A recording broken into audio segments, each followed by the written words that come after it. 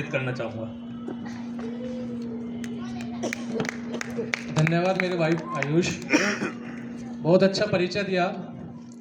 ये जो मेरे साथ में छोटू शब्द जुड़ा है ना, मेरा नाम रोहित है, पर प्रोफेशनली कहीं मैं बाहर जाता हूँ रोहित सुनना ठीक है, पर जब यहाँ के दीदी भैया अंकल मेरा रोहित नाम लेते हैं तो मुझे बड़ा अजीब ही लगता है कि मैं उस नाम के लिए बना ही नहीं हूँ। वो नाम पता नहीं, कोई ऐसा बोलता है ना कि रोहित सुनना जरा इस कॉलोनी का कोई भी भाई बहन अंकल आंटी, तो मैं सोचता हूँ किसी और को बुला रहा है। पर कोई अजनबी को बोले ना कि छोटू यहाँ सुनियो, तो पलट के मेरी निगाह वही जाती है कि हाँ मेरे को ही बुलाया है।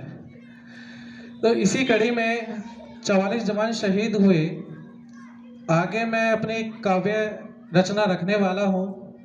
हमारे आदरणीय हरिदत्त गौतम जी बैठे हुए हैं, मुझे नहीं पता कि मैंने क्या लिखा है, कुछ भाव समर्पित किए हैं। उम्मीद करता हूँ आपको अच्छे लगेंगे, कोई त्रुटि हो जाए तो प्रारंभ में भी माफ़ी चाहता हूँ। तो चलिए मैं अपनी रचना की शुरुआत करता हूँ। मैं चित्र रखता हूँ।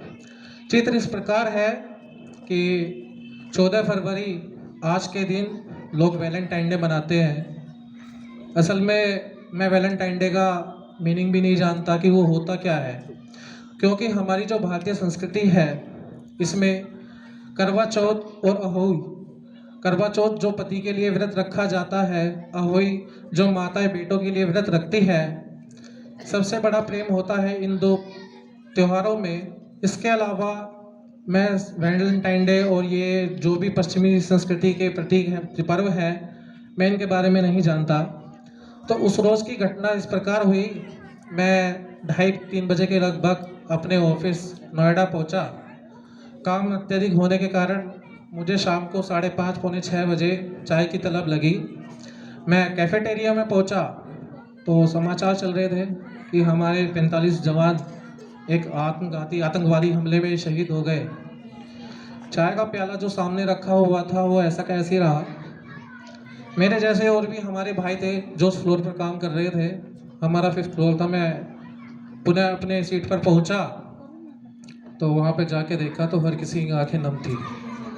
मैंने पूछा भाई क्या हुआ, कि रोहित तुझे नहीं मालूम अभी एक खबर आई है कि हमारे 45 जवान शहीद हो गए। कंप्यूटर सामने ऐसे ही खुला रह गया, बस मन वहीं का वहीं स्थिर हो गया। ना तो कुछ आगे बढ़ने का सोचा, ना ही पीछे कुछ, और मन में एक ही सवाल था, आखिर ये हुआ तो हुआ कैसे, आखिर ये हुआ तो हुआ कैसे। तो इसी चित्र को आगे रखते हुए मैं अपनी काव्य रचना आपके समक्ष रखने जा रहा हूँ। हम खुशियाँ मना रहे थे वो लहू बहा रहे थे, हम खुशियाँ मना रहे थे वो लहू बहा रहे थे, जब हम घरों में बैठे थे वो विस्फोटकों से सामना कर रहे थे, जब हम घरों में बैठे थे वो विस्फोटकों से सामना कर रहे थे। वो शाम बड़ी ही काली थी, वो शाम बड़ी ही काली थी, 44 घरों को अंधेरों में डुबाने वाली थी, 44 घरों को अंधेरों में डुबाने वाली थी। सूरज ढल चुका था, अंधियारा छा चुका था, सूरज ढल चुका था, अंधियारा छा चुका था, समय वो आ चुका था जिसके इंतजार में दुश्मन बैठा था। हर आंख से आंसू बह रहे थे। मैंने देखा जो मेरे कलीग्स थे, गर्ल्स थे, बॉयज थे, हमारे मैनेजर्स थे, जो भी बैठे हुए थे, सभी की आंखें नम थी।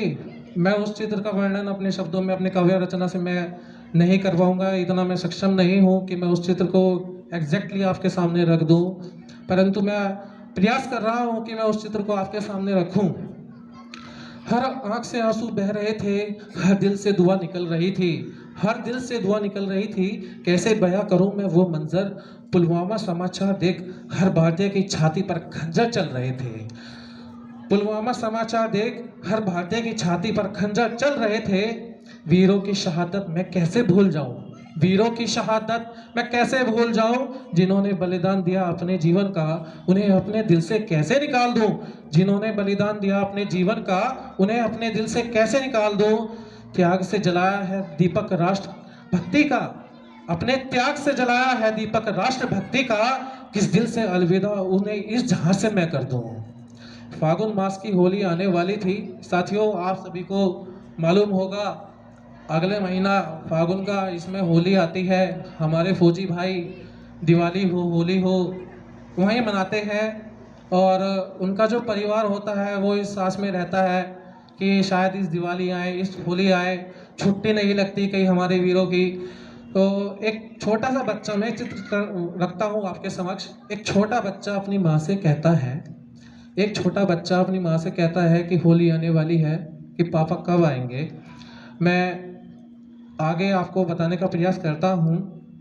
बच्चा कहता है अपनी माँ से, माँ तू ये बता दे पापा कब आएंगे, माँ तू ये बता दे पापा कब आएंगे। माँ तू तो कहती थी पापा होली पर आएंगे, माँ तू तो कहती थी पापा होली पर आएंगे, कुछ तो बोल माँ, तू चुप क्यों है। उसकी माँ उसके सवालों का जवाब देने में सक्षम है। वो जो एक जवान हमारा उसी दौरान एक गुम हो गया पाकिस्तानी एरिया में जाके, वो मिला नहीं और न ही उसकी डेड बॉडी मिली, तो उसको हम गुमशुदा ही समझेंगे, क्योंकि हमें जो है उसका शव नहीं मिला। ये कहने में मुझे बहुत तकलीफ हो रही है शव शब्द, क्योंकि मुझे अभी कोई शब्द वो जहन में नहीं आ रहा। तो वो उसकी माँ बच्चे की चुपचाप रहती है और अपने बेटे के सवाल सुनती रहती है। वो कहती है, वो कहता है बेटा अपनी माँ से, माँ तो कुछ तो बता, तू चुप क्यों है। होली आने वाली है, पापा कब आएंगे, होली आने वाली है, पापा कब आएंगे।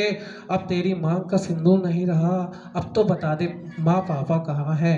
अब तेरी मांग का सिंदूर भी नहीं रहा, अब तो बता दे माँ पापा कहाँ है। तब उसकी माँ कहती है अपने बेटे से, बेटे सुन, बेटा मेरा वचन निभाएगा, तू ये वादा कर, बेटा तू मेरा वचन निभाएगा, ये तू मुझसे वादा कर। बड़ा होकर सरहद पे जाएगा, तू मुझसे ये वादा कर, बड़ा होकर सरहद पर जाएगा, तू मुझसे ये वादा कर। पापा तेरे तुझे वहीं मिलेंगे, पापा तुझे तेरे वहीं मिलेंगे, ये मैं विश्वास से कहती हूँ। पापा तेरे मुझे तुझे वहीं मिलेंगे, ये मैं विश्वास से कहती हूँ। वो मांग का सिंदूर अमर हो गया, वो मांग का सिंदूर अमर हो गया, वो निशानी तेरे पापा की अमर हो गई, वो निशानी तेरे पापा की अमर हो गई। तो एक सैनिक, तो इसी प्रकार वो लड़का जब कहता है, माँ मैं समझ गया, मैं भी एक दिन जाऊंगा सरहद पर, दुश्मन का शीश काट लाऊंगा, जिसने मेरे पापा जैसे अनेक सैनिकों का उस वध किया है, उन सब के धड़ को अलग करवाऊंगा। इसी कड़ी में एक सैनिक तिरंगे के सम्मान में क्या कहता है। और इस पंक्ति पर मैं ये नहीं कहता कि आप मेरे लिए तालियां बजाएं, सैनिकों के सम्मान में इस दलीप पार्क में अभी भी कुछ लोग सोए हुए हैं, जहां तक मुझे लग रहा है बड़े ही खेद का विषय है, क्योंकि आज ये कार्यक्रम सजा है और कॉलोनी के मुझे नहीं लगता कि 10% अभी भी यहाँ पर है। ये बड़ा ही खेद का विषय है मेरे लिए कि आज मेरे जवानों की शहादत के लिए भी लोग घर से नहीं निकल रहे हैं। इंटरनेट सोशल मीडिया पर बातें बहुत बड़ी बड़ी करते हैं। तिरंगे के सम्मान में एक सैनिक क्या कहता है, जो मेरे पीछे भाई आपस में बात कर रहे हैं, जरा मेरी बात सुन ले और आपकी आवाज, आपकी तालियों की गड़गड़ाहट सैनिकों के सम्मान में जाएगी, मेरे लिए नहीं जाएगी। जरा अगली पंक्ति ध्यान से सुनना। सिंह में दहाड़ हूं, प्रचंड में प्रहार हूं, युद्ध में कटार हूं, तिरंगे की आन बान शान की खातिर शीश कटाने को तैयार हूं। इस माटी ने मुझे जन्म दिया, जननी मां कहलाती है। इस माटी ने मुझे जन्म दिया, जननी मां कहलाती है। माटी का कर्ज बिना चुकाए इस जहां से कैसे चला जाऊं, माटी का कर्ज बिना चुकाए इस जहां से कैसे चला जाऊं। पूर्वज वो हमारे थे, पूर्वज वो हमारे थे, कसम उन्होंने खाई थी, कसम उन्होंने खाई थी, वो बदला भी पूरा नहीं हुआ जिसकी सौगंध हमने खाई थी। अभी इस्लामाबाद की छाती पर हर हर महादेव के साथ तिरंगा भी फहराना है।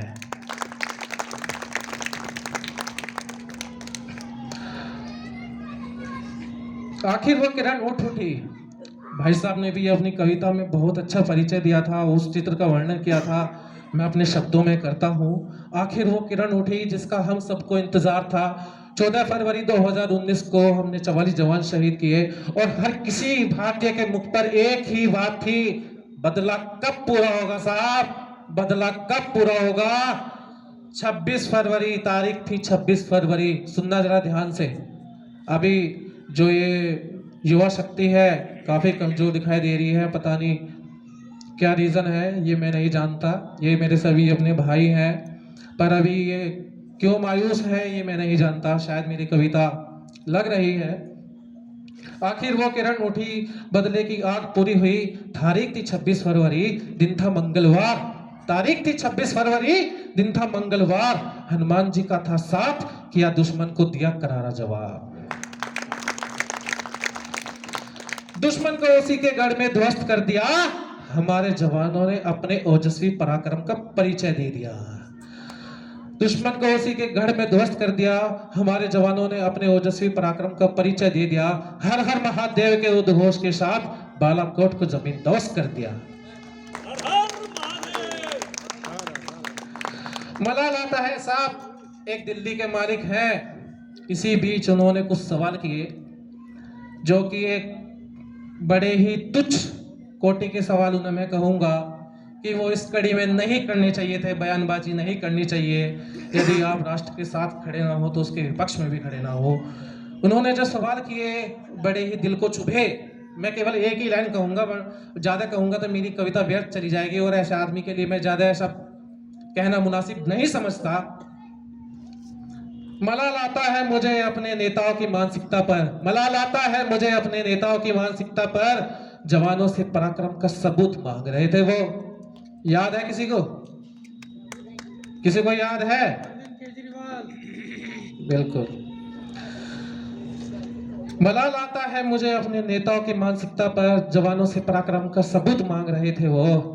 हम वीर बलिदानियों के, ये अंतिम दौर में चल रहा हूं मैं। मेरी कविता कैसी लगी आपको ये मैं नहीं जानता, मैंने जवानों को समर्पित की है। कुछ भाव लिखने का प्रयास किया है, कम समय रहा, कुछ मैं व्यस्त था अपने जीवन में, उसके चलते मैंने ये कुछ कविताएं लिखी हैं और कुछ पंक्तियां।